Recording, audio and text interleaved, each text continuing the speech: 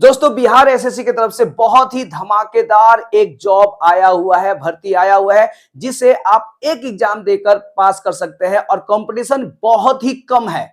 जी हाँ दोस्तों, तो आइए देखते हैं कि कौन सा एग्जाम है, कितनी योग्यता है और कितना एज मांगा जा रहा है और एग्जाम का प्रक्रिया क्या है। यहाँ पे देखते हैं। सबसे पहले बता दूं मैं कि ये जॉब है बिहार एसएससी की तरफ से निकला हुआ है और लैब असिस्टेंट के लिए ये आपका भर्ती निकला हुआ है। यहाँ पे देखिए प्रयोगशाला सहायक के पद की नियुक्ति के लिए विज्ञापन है और इसमें वेतन जो है 4 लेवल का है। यहाँ पे देखिए 4 लेवल का वेतन दिया जाएगा। साथ में अगर योग्यता की बात करें तो भाई आप इंटर पास हैं तो भर सकते हैं, लेकिन यहाँ पे एक समस्या है। इंटर पास जो साइंस से होंगे यानी 12th पास जो साइंस से किए होंगे वो फॉर्म भर सकते हैं। थोड़ा सा यही भी दिक्कत हो गया ना। तो भाई अगर साइंस से हैं तो आप इसे जरूर भरिए। और मैं बता दूं कि इसमें पद कितना है, तो ये देखिए टोटल पद जो है 143 पद है।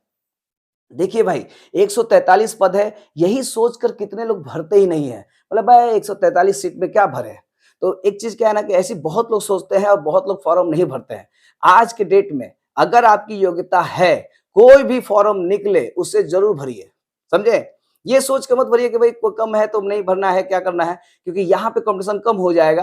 आप आराम से एग्जाम निकाल सकते हैं, समझे। तो 143 सीट है और यहाँ पे मैंने पूरा वो दे दिया है कि भाई जनरल के लिए कितना है, अनुसूचित जाति जनजाति के लिए कितना है और पिछड़ा वर्ग के लिए कितना है। तो ये सब आप देख लीजिएगा, लेकिन टोटल सीट आपको एक ही चाहिए ना, तो एक सीट बस अपना याद रखिए। तो 143 सीट में एक सीट आपके लिए है। अगर हम बात करें उम्र सीमा, देखिए यहाँ पे उम्र सीमा जो न्यूनतम है 18 वर्ष। तो भाई आपका तो 18 वर्ष हो ही गया होगा। और 18 वर्ष कब से मानिएगा भाई, 1/8/2024। अगर 1/8/2024 तक अगर आपका 18 वर्ष हो चुका है तो आप फॉर्म भर सकते हैं। यहाँ पे उम्र सीमा की छूट भी दी गई है। अगर बात करें अधिकतम सीमा की, अगर बात करें तो 37 वर्ष। देखिए यहाँ पे देखिए 37 वर्ष अगर आपका है, मतलब उससे नीचे है और 18 से 37 के बीच में, तो फॉर्म भर सकते हैं।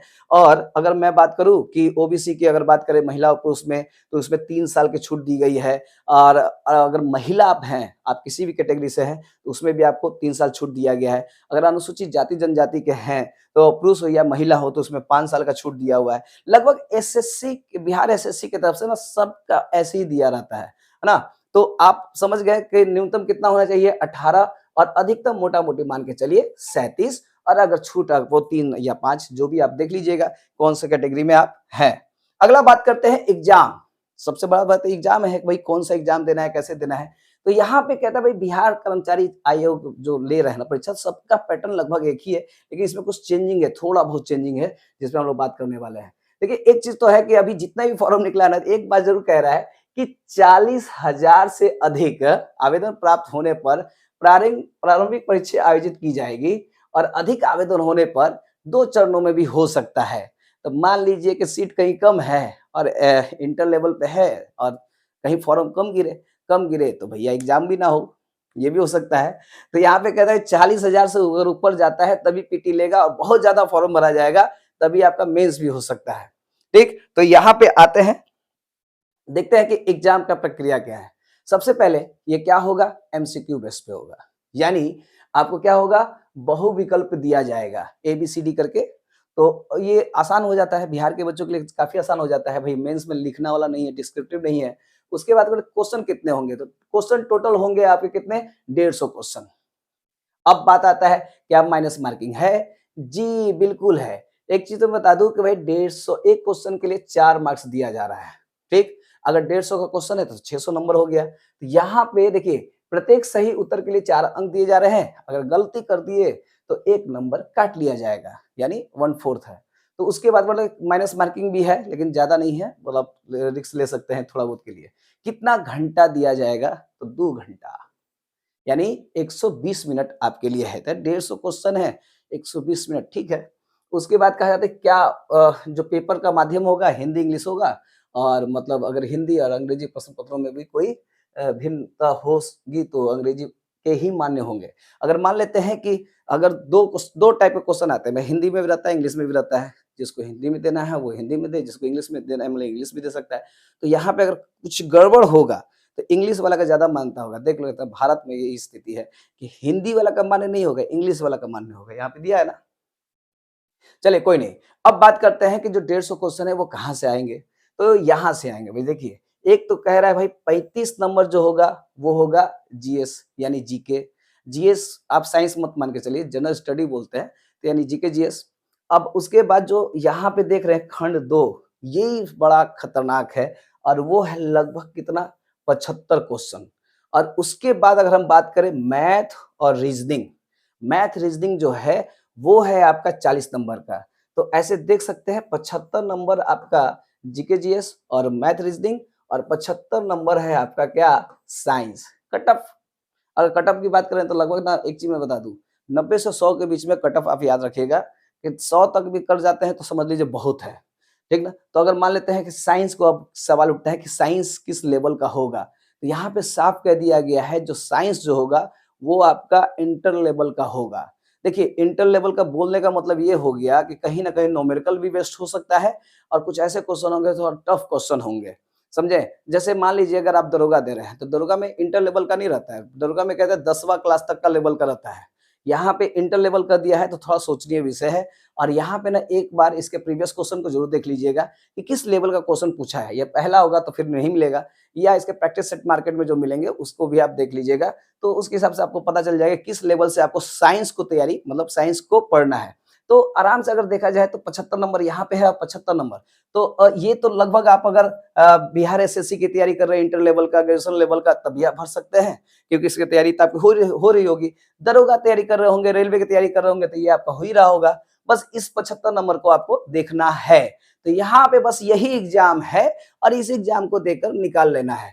अब बात करते हैं यहाँ कि भाई अगर क्वालिफाइंग देखा जाए तो कितना है, तो अगर जनरल के लिए बात किया जाए तो 40, और लगभग वही आपका थोड़ा बहुत कम रहता है। पिछड़ा वर्ग का देखा जाए तो 36.5% और अति पिछड़ा वर्ग देखा जाए तो 34%, और अनुसूचित जाति जनजाति का 32%, महिला वर्ग के लिए 32%, महिला लोग के लिए ठीक है ना, और दिव्यांग सभी वर्गों के लिए 32%।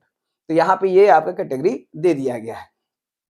अगला बात करते हैं कि यहाँ पर शुल्क क्या होगा, परीक्षा शुल्क आपको फॉर्म भरना है तो लगभग बिहार एसएससी का सबका कितना है 540। अगर आप जनरल हैं तो आप पिछड़ा वर्ग से हैं तो अति पिछड़ा वर्ग से पुरुष के यहाँ पे किया गया, देख लीजिए यहाँ पे गौर से। तो जनरल है, पिछड़ा वर्ग से हैं, अति पिछड़ा वर्ग से हैं, पुरुष हैं अगर, तो आपको 540 देना होगा, ठीक। और अगर आप अनुसूचित जाति जनजाति यानी बिहार का अस्थायी निवासी हैं तो आपको देना होगा 135 रुपया।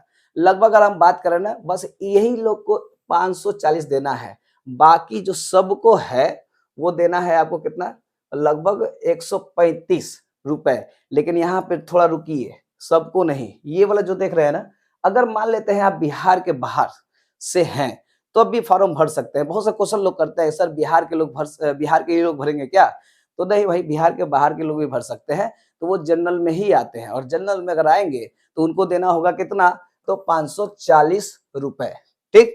अब आते हैं नेक्स्ट क्या है कि भैया ऑनलाइन, सबसे बड़ा तो जरूरी यही है कि ऑनलाइन फॉर्म कब से भरा जाएगा। तो यहाँ पे देखिए ऑनलाइन जो फॉर्म भरा जाएगा वो कब से, तो 15 तारीख से स्टार्ट हो जाएगा। अब जैसे ही स्टार्ट होना बस टूट पड़ी है। उसके बाद अंतिम डेट क्या कहा जा रहा है, अंतिम डेट जो है आपका 16/6, यानी लगभग 1 महीना फॉर्म भरा जाएगा। तो 15 तारीख से शुरू होने वाला है। अपना भाई जितना भी कागज पत्र है देख लीजिए कि आपको जुटा के रखना है। यहाँ पे देखिए मैट्रिक का होना चाहिए सर्टिफिकेट, और इंटर का भी होना चाहिए, अंक मार्कशीट होना चाहिए, और मूल प्रमाण पत्र होना चाहिए। अस्थायी निवासी वाला प्रमाण पत्र चाहिए तो चाहिए, अगर जाति में छूट जाते हैं तो जाति प्रमाण पत्र चाहिए आपको। तो जो भी मतलब अगर आप हैंडीकैप से हैं तो उसका भी संबंधित आपको वो आपको सर्टिफिकेट चाहिए। तो इस तरह का मेन तो आपको यही रखना है, और अगर छूट चाहिए तो आपको इस सब में कोई ना कोई सर्टिफिकेट आपको रखना होगा। अगर नहीं छूट चाहिए तो फिर आपके लिए 2 काफ़ी है, ठीक है।